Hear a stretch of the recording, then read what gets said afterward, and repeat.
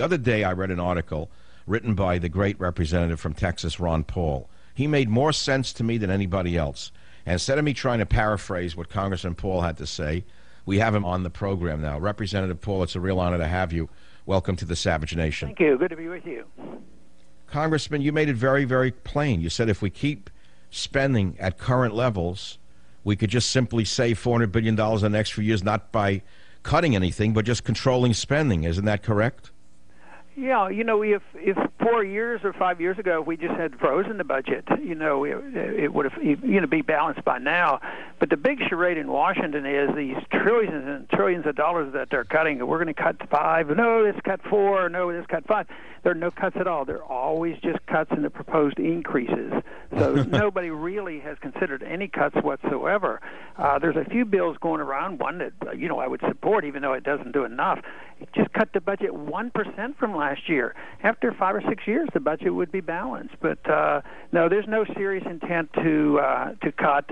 And I think you're sort of right about passing that bill. That didn't calm the markets. And just think of what they were telling us before we passed the bill. We had to raise the debt limit or the markets would crash. So we raised the debt limit and the markets crashed. I think it indicates that they're going to continue the spending as ever. They're not going to default on paying the interest on these debts that we have, but they're going to default by just printing a lot of money.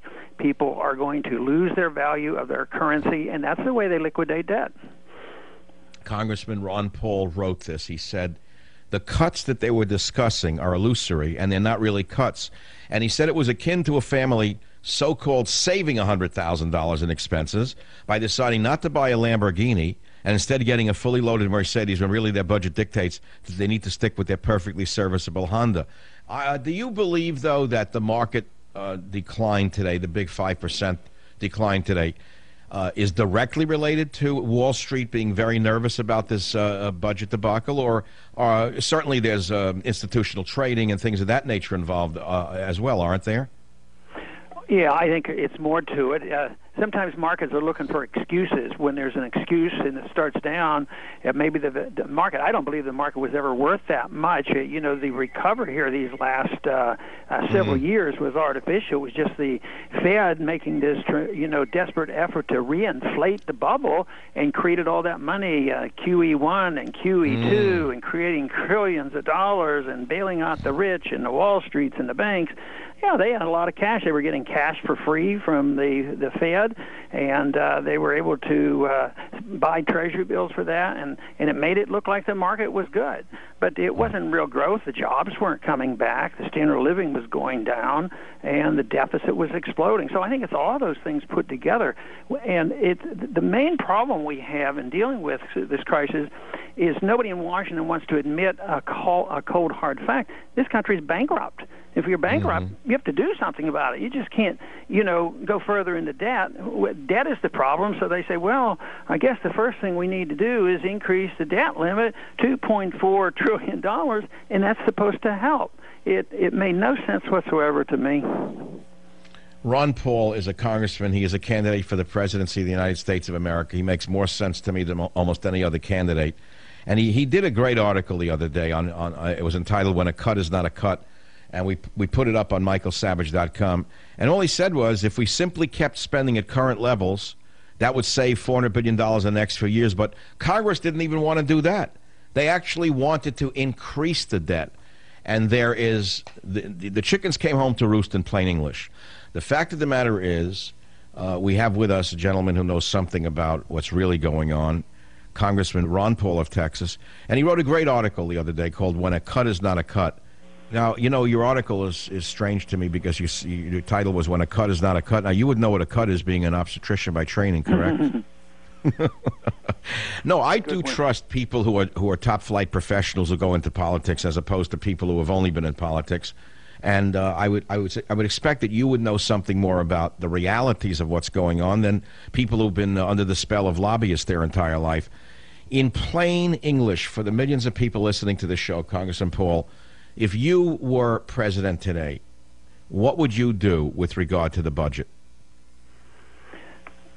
Balance the budget. Demand that they balance the budget and quit and do it by stopping the spending. And if you don't do that, you just make the problem that much worse. But it's a little bit bigger than that because the system is built in on this whole monetary system where the Fed creates money out of thin air. And you have to stop doing that because that's just what causes the debt, the deficits to pile on, and it also causes the malinvestment. It causes the bubble. So you cannot address this unless you understand how the financial bubble occurs and then allow the mistakes to be corrected. And they won't allow that to happen. All the people who were making a lot of money and went into bankruptcy, we bailed them out. So you have to allow bankruptcy to occur. So we did everything wrong in 2008 by bailing out the banks. Then we went and we created a new bubble. And that's why these financial companies now are in so much trouble, because all they were doing was sucking in all this money that the Fed was creating, and the Fed was buying up all this debt. And guess what? The average person, the middle class, suffer from that. They're the ones who lost their jobs and lost their houses.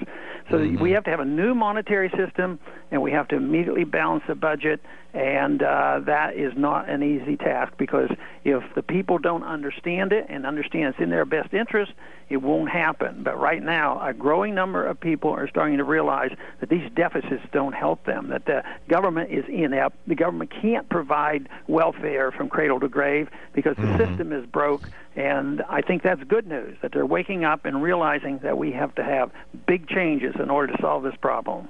Right. Entitlement is what? Who entitled anybody to everything? But look, B of A down 7.4%, J.P. Morgan Chase down 4.9%, Citigroup down 6.58%, Wells Fargo down 5.7%. These are all financial stocks, and many of these benefited from TARP and some of the other bailout instruments. So why do you suppose they were hit so hard all of a sudden? Is it because they're in trouble again? Yeah, they probably are, because it was artificial, and they were enjoying the bubble once again. They were the beneficiaries of all that money. The average person didn't get that money. Matter of fact, I asked Bernanke one day, I said, these trillions of dollars, you could have given every single person in this country $16,000, but you gave it to the big corporations, and it didn't help the economy. It helped the big banks and all, but they're in the same trouble again. So, it was artificial. And that's why you cannot have and allow the Federal Reserve to manipulate and do the central economic planning. That's what they are. They're central economic planners, and you can't do that. Not in a free market. If you believe in free markets and market economy, you can't expect somebody like the Federal Reserve to do central economic planning. They just go from one bubble to another. It was a NASDAQ bubble, then a housing bubble, then a financial bubble, and eventually what happens is the bond bubble, the dollar bubble collapses, and that's going to be the big one. Everybody is frightened today, and they went and they bought Treasury bills and they buy dollars. But that is a bubble too. And when the panic comes and they leave the dollar and go into real assets, that's when the whole world knows that a new monetary system is on the horizon, because this one will not last. And I think we're approaching it. That's how you have days like this are warning signs that big crash is coming for the dollar. But do you, Congressman Paul, do you agree with me that there is definitely an emotional reaction in the market today to Obama's ignoring the realities of our financial system by increasing the deficit rather than holding the line? Don't you think this has something to do with what he did the other day? Well, I don't think you can sort out the emotions from reality. Yeah, they get emotional, and that's what panics are all about. But in reality, it's logical. Sometimes emotions are very, very important.